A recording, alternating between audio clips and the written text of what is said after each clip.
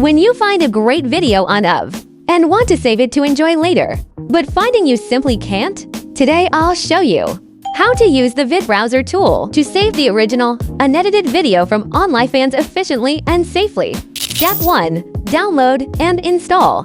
Just open your Google Chrome browser, search for VidBrowser, and find the official website. The software currently supports both Windows and Mac. Just download the version for your system. Step 2.